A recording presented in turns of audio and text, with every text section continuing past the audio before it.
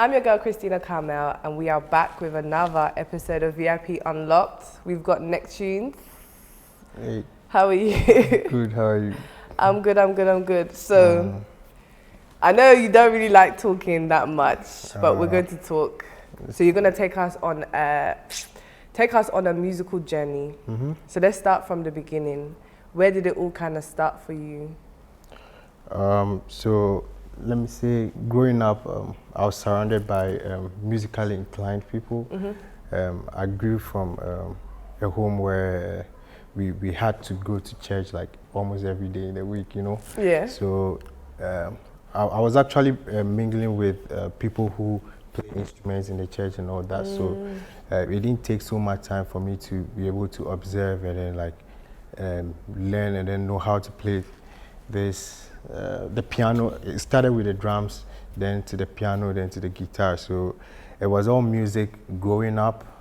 I had this neighbor who always used to play South African music, reggae, jazz and all that. Oh, wow. So I used to sit right in front of his door and then listen to the music he played. Then fast forward, went to high school, joined the choir.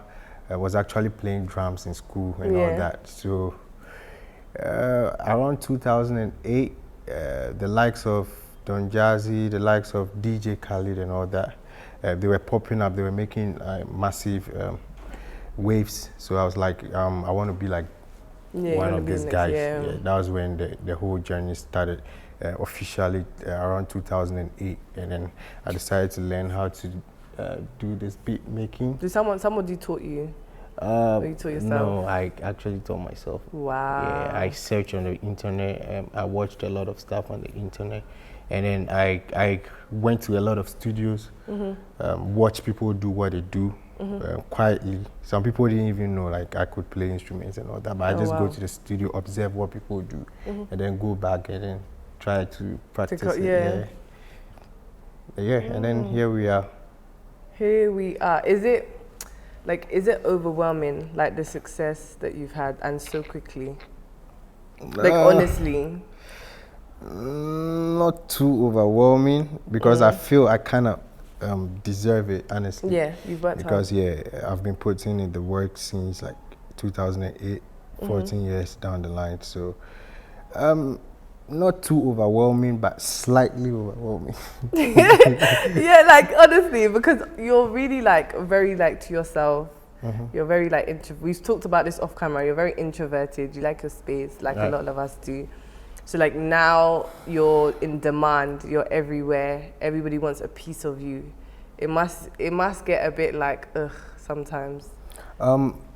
Honestly, when it comes to music, I'm not in my element when it comes to music. I'm more. That's the only time you see me smile often. That's the only time you see me when you're doing music. Yeah, when I'm doing music. Wow. So if it's something related to music, then you're okay. Yeah, I'm okay. Oh wow! But then other than that, like you like your space. Yeah. I like my space like 100%. What do you like to do in your spare time? Spare time. It's still related to music though. Spare time, I watch music documentaries, I watch live performances, I watch studio tutorials, and let's say once in 3 months, and then like I sit behind my PlayStation and then play a FIFA game. That's it. Yeah. Wow. That's the only off thing I do aside music. Yeah. Would you say like your mind, is like mentally, like musically tuned?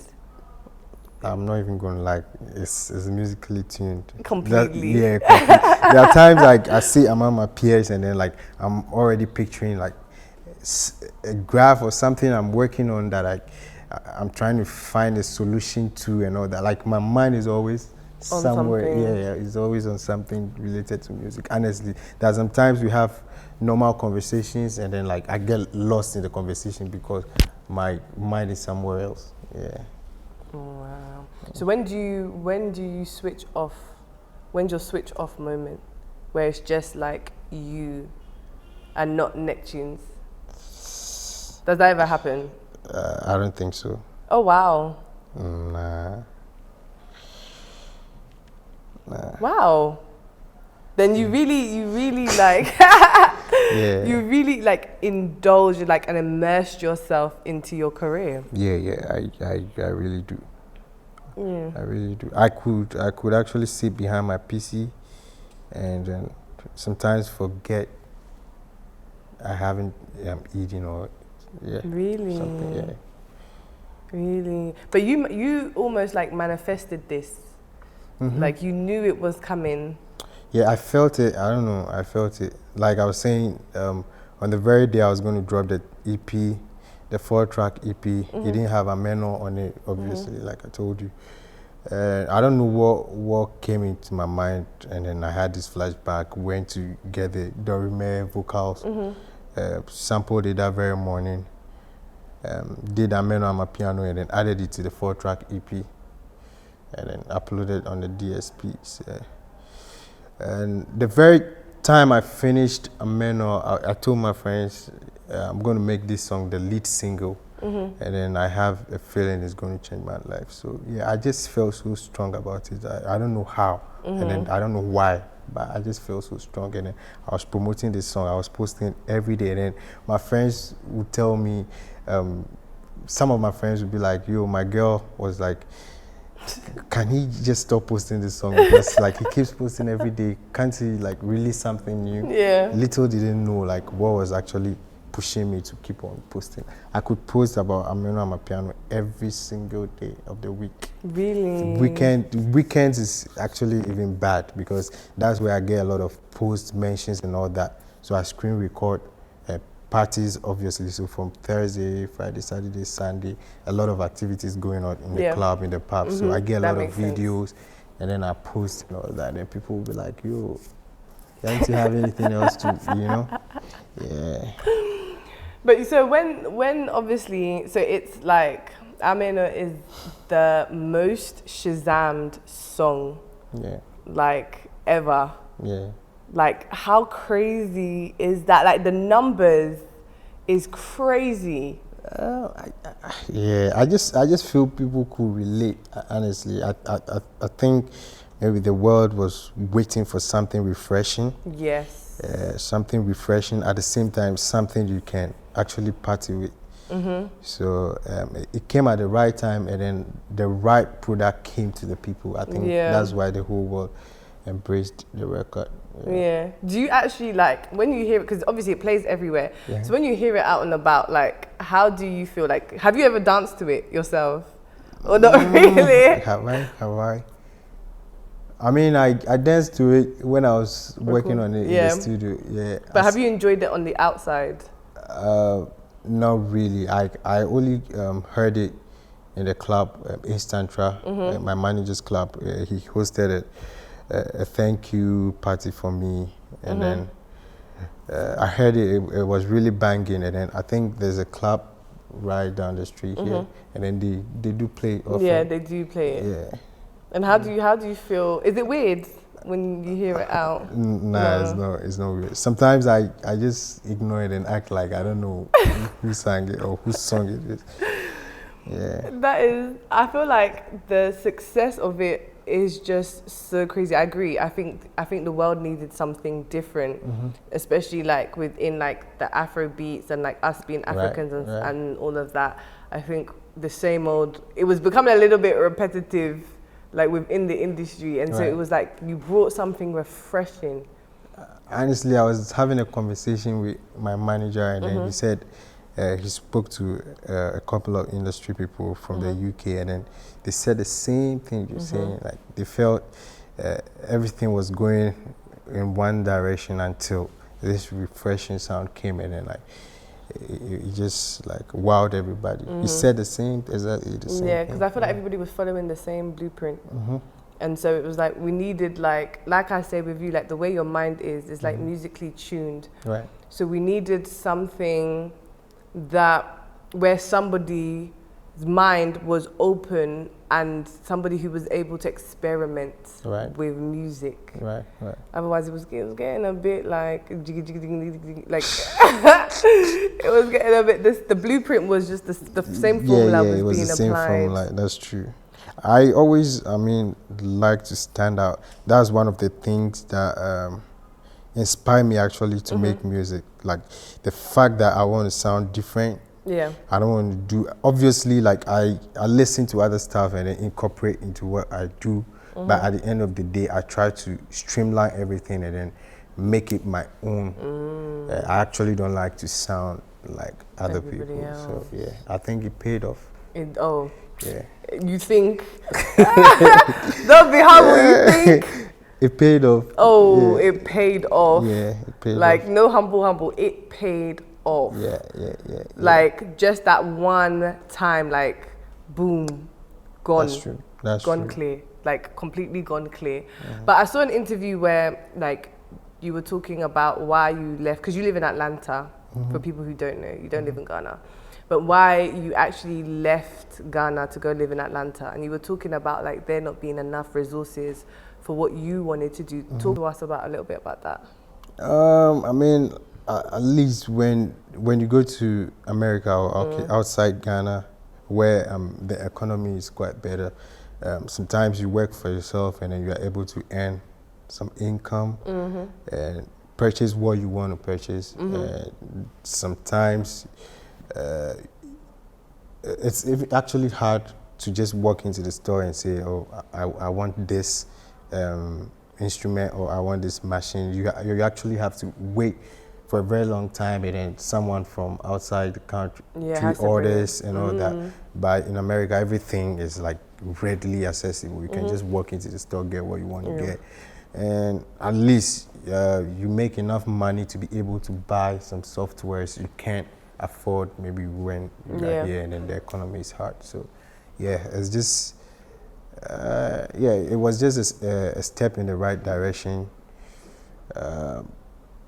Better myself, better my living, and then better my craft. When did you move?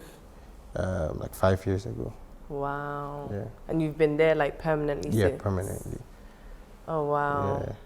Do you feel as though, like, would you ever move back? It was never something I actually thought of. Oh, you just did it? I never even thought of like coming back to settle down or whatever. It never came into my mind because wherever I find myself and I feel comfortable, I don't actually think of my next move as to you're settled, my settlement and all that. So once I'm okay, that conversation hasn't been even had. You haven't even thought about it. So that is a no. I mean, I'll definitely. You come back and forth. Yeah, back and forth, but yeah, I don't know if I'll permanently come back here. Yeah. Maybe unless I make like billions of dollars and then. But you are very close. You know what's so funny? Do you know what's so funny? Yeah. So when I was doing my research, right, like your so-called net worth. Yeah, I saw that, but that's not true though. I know the figures don't even like. And then I think it says I'm from Kumasi or something. Yeah, Ashanti. And then it says like your age. You don't want to disclose. Right. Someone sent it to me. Someone sent me a screenshot. Yeah. When I saw that the information, I said, this is not even making sense. It's not even making sense. Right. So you've obviously worked with a lot of artists in Ghana. Would you and have you got any like American features or working with any American artists?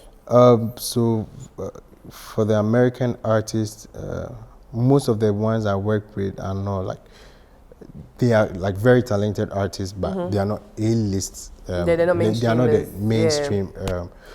But then currently, because I'm signed to a label, all those things are going to be possible. Yeah, they're all coming now. Yeah, they are all coming together. Because I can imagine now, like, your demand, like your price. Your price. Every time I talk about, like, you're so humble, like, Your price, bang your chest. Your price has gone up. Yeah, your price. It has actually. I mean, has. there's this popular saying in Ghana. Like my friends used to say, when people actually want me to work on a project, they'll be like, "Yesterday's price is not today's price." Yeah. Obviously. Yeah. Yeah, the price. Yeah, your price has gone up, and I'm sure there's like a lot of artists that are like hitting you up to work. Yeah. I actually know, like, as people have come through to do the interviews here, it's like, is Nektunez next door? Is he next door? Oh, is he next door? Like, you're in like such high demand, because like now I feel like everybody wants to work with you. But who do you want to work with? I actually want to work with someone who understands my sound, not necessarily the name, or their like status, their or following, their status, or whatever. Yeah. I really like to work with someone who understands what I'm doing. It makes it easier, and someone who has the same energy as mine. Yeah, it makes it easier. I don't really follow names that much. Yeah. Who have you enjoyed working with here in Ghana? Yeah, like I said, I would work with someone who has the same energy that I have. So obviously, whoever I've worked with in Ghana, I enjoyed. Oh, smart. I like that. Yeah, I mean, I wouldn't work with someone who doesn't match who doesn't match my energy. So yeah, I enjoyed everybody's session, honestly, because they are my favorite. Like they are people that I go in touch with, and then like we could vibe, we understand the direction and all that. So they were all enjoyable. You know what you did there. You're very suave. I like that. So you need to talk me through your process. Like when you went into the studio for AMENO, like talk me through the sounds. What were you playing with? How did it come about? Because it's very different. Yeah, I actually don't even remember the process. Remember? I only what I remember is, it was a live recording. It wasn't recorded in the studio. But as in the person? Yeah, the era vocal, right? Yeah. The Dorime vocal. Yeah. Yeah, it was a live concert. So what I actually remember was like getting the vocal to match on the tempo of the beat. Oh, it was live. It was quite difficult because they didn't sing on a tempo. Do you get it? So I had to do a lot of shifting. Yeah. And then I think I was like, I need to arrange this song in a way that can relate to how people feel in their daily lives. So it was just me working on this record, at the same time making sure it's very musical, and making sure when someone listens from the first from 0.00 second to like first 15 seconds, he will be able to feel something. So it was just a lot going on in my mind at the same time, like working as usual. Wow. Yeah. It was one of the regular process, like every other process that you do. Yeah. Oh wow. I actually didn't spend so much time. What I actually spent time on was Believe AMAPIANO on the EP. Yeah, I spent a lot of time on that, and then Phil Collins in the Air Tonight. I spent a lot of time on that. I spent a lot of time on No Woman No Cry, so then Killing Me Softly. But AMENO, I didn't spend so much time. Wow. Honestly. That's and then obviously, so you have the EP, right? And it's all South African tracks. Is it all South African tracks? So Believe, you're talking about the genre of... No, because you have the South African EP. You have an EP that's... The AMAPIANO and Soul, right? Yeah, so yeah, that's the AMAPIANO, the South African genre. Yeah, so it had... so what I did was put together old school vocals. So like I said, Believe by Cher, No Woman No Cry by Bob Marley, Killing Me Softly, In the Air Tonight, and number 5 was AMENO AMAPIANO. So it was just me fusing these two and then giving it a little bit of Afro elements and then electronic elements. I'm fusing it all together. So if you listen very carefully, like you realize it's not a typical AMAPIANO sound. Like it has some kind of like mix, because you've fused all different types of sounds anyway, so it's not really gonna sound. Wow. And then let's talk about the power of social media, because you on your own, you be marketer. You did your thing on your own. You at that point you had no team, right? No, I didn't have a team. Yeah, it was just you pushing on social media. Social media, yeah. Why did you go that way?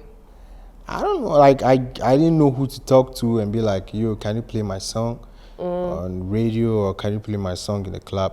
Obviously, my manager owns a club, so that side was sorted. Like I didn't have to struggle.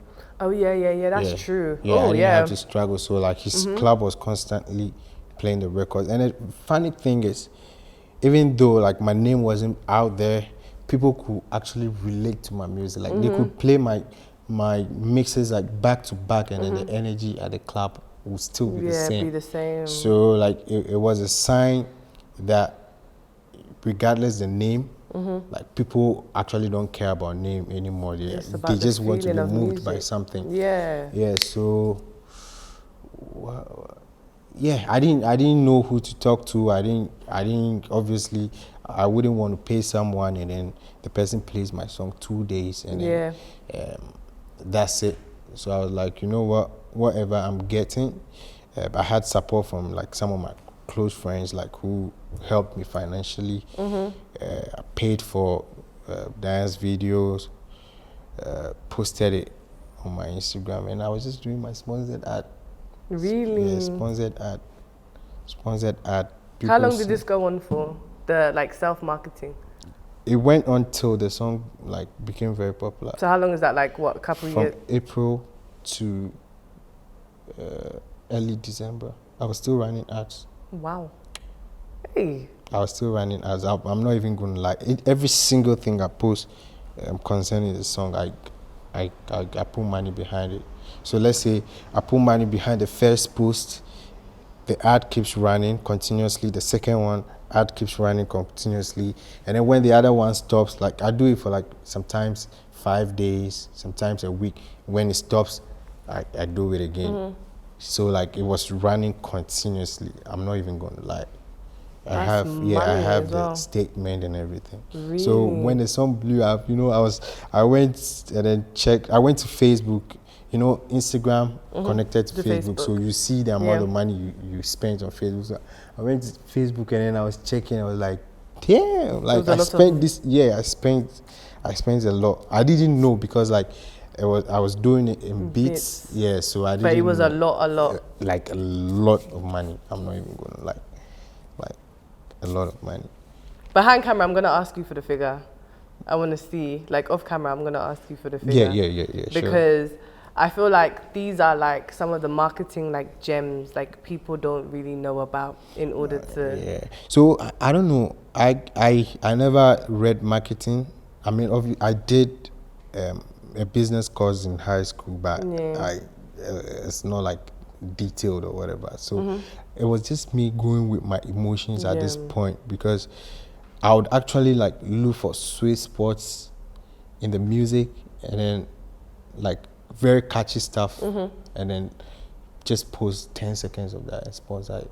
Really? 12 seconds of that and sponsor. I'm gifted, and then I can actually see what will move people. I don't know. Yeah, so I'm able to see what will move people. So I just get that, catch it, crop it up, and then post it on my Instagram, and it flies.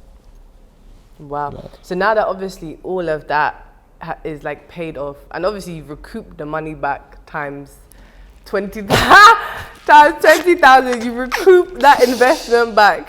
Yeah. By God's grace. Yeah. The way you just shy every time. No, bang your chest. You've worked hard. Oh yeah, I have. And you've put money behind your dreams. Yeah. And you really, and you know, like you prophesized this. Yeah. Which means you knew you were willing to put the work in to make it happen. And that doesn't happen often, especially if you don't see results. Right. And if you just give up and go and cry and then go and get 9 to 5, but like you stuck with it. Yeah. So like, where is like your direction now after such big success? So the dream has always been to become a global icon, to become a global star. So the dream doesn't end from here. I actually see this opportunity as a stepping stone to greatness, not the end to a hustle. Like I'm not going to sit back and be like, okay, now I have what I want, so let me it's relax. okay. Nah, Yeah. it's actually a step to greatness. So putting in more work, the focus has not changed. Now it's easier to get access to whoever I want to work with. So with the help of Sonny, we are working on stuff, putting on like this big people on records, and yeah, it can only get bigger from here, honestly. Does your label give you like the creative freedom that you need? Yeah. So what happens is they actually already listen to stuff I already made. From when you were putting them on socials as well, or? Yeah, so some of this stuff have been released, some have not been released. Okay. I actually have a record that's currently trending on TikTok again. Only time AMAPIANO. So my life is good. I don't know. Out of nowhere, it started trending. I'm sure people went to my catalog and checked and all that. So yeah. So, but prior to that, it was one of the records like the label heard, and then they were like, "This has the potential." So, the TikTok trend currently is actually making them feel good about it. It's like, oh, we predicted this, and people are actually relating to it already. So, it's going to be my official like single, and maybe after another remix to AMENO. So yeah. You're gonna do a remix. Yeah. You're thinking about it. It's coming. Like let me say 70%. I'm 70% sure there's going to be another. There's a 30% of convincing left. Yeah. Actually, it's already done, but I don't know if it's going to be released anytime soon, or I don't know how they're going to release it. I don't handle that, so I don't know. Wow. Yeah. So you have another song trending on TikTok. Yeah, I'm sure you heard. Are you active on social media? Yeah. So an MC did a freestyle. It was like, you know, the fear face. Yeah. Yeah, that's my instrumentation. Oh. Yeah. Yeah. Wow. Life is sweet. Yes, that's my record. It was something I released after the AMAPIANO and Soul EP. It has the same. I wouldn't say AMENO vibe, but this time around I used Inya. Okay. Inya's only time vocals on it. Yeah. So yeah, that's the record. So what was the first thing you brought with your first check, your first big check? No, the first thing I did. Okay, the first expense I made, right? Yeah. I sent like 3 of my like closest cousins money through Zelle. Yeah, that like was big money. Yes. Yes, you did. Yeah. Okay. So the first thing I did was when the money landed in my account, I just transferred to them and I sent them a screenshot. This is yours. Hey, this is yours. Hey, this is yours. Yeah. Okay. And then what did you was buy the first for yourself? For myself, I didn't even buy anything for myself. Really? So the money you're saving? Yes, saving, but more like making sure the people around me are good. Yeah, it's more of that. Yeah, it's more of that. So far as like I'm okay, I don't have to struggle to eat. I have somewhere to lay my head and all that. The people around me need to be very comfortable. So that's more like the main thing. Yeah. When you got your first big check, what was that feeling like? It felt good. I mean, I talk so the funny thing is, I was actually like refreshing my app to see if the money if the money's there. Yeah. So I remember around 5 a.m. Around 5 a.m. I woke up and then refreshed it, and it was like, oh, like it was, Wow. Yeah. You must have been like shocked. You're very like humble individual, like very just like, I feel like you're one of those people that even as you succeed and you make like big successes, to you it's just like, okay, what's next? I can tell that you're that type of person. That's the most important thing, honestly. Yeah. All the way to the top. Yeah. I mean, whatever is happening to me has to reflect in everybody around me. So my thing is, this might be enough for somebody, but for me, like, I feel I need more just to make the people around me comfortable, you know? Yeah. Are you one of those people? Are you big on like loyalty? To some extent, yes. To some extent, no. Because I don't do things for people to stay loyal to me. I do it out of like my heart. Yeah. So if you are in my camp and we vibe, you're loyal to me, I'm loyal to you. That's it. If you mess up, it's on you. Like, I move on to the next. Yeah. So, yeah, I'm not really. You're not really. Actually, I'm not really concerned about that. Yeah. Loyalty or no loyalty, I still move. Yeah. I feel like obviously as well, just because you started off on your own, and so it's always been like a solo man journey until you built your team up. So now having like those people around you, does it bring a level of like security and like knowing that you have a team now that you can work with and help you build your ideas? I mean, like during the process of trying to make this song viral, like I said, I had a couple of friends who believed in what I was doing, and some actually even supported financially at some point. Do you get it? Yeah. Because there was this time, somewhere last year, July, my hard drive crashed and then I lost everything. Really? Yeah, I lost everything. So getting that drive recovered, like it took like almost 3 months to get it recovered. And you got all your stuff back? I got like 75% of my stuff back. Yeah. So like during these periods, I had like close friends who like supported me financially to like get this drive back, and like my manager who owns the club and all that, he was someone who believed in me and all that, would support me. So this team that I have now, there are people who like were already around you, but now that like things are well structured, like we just have to define everybody's role now. So it's not like I'm with new team or new people. No, it's your day one. Yeah, it's my day one. But everybody just now has a role to play. Yeah. Oh, nice. Yeah. Oh, nice. So what can we expect from you? Obviously, you've told us a bit about you. You know, you got your new single out, but what can we expect from you for 2022 and then beyond?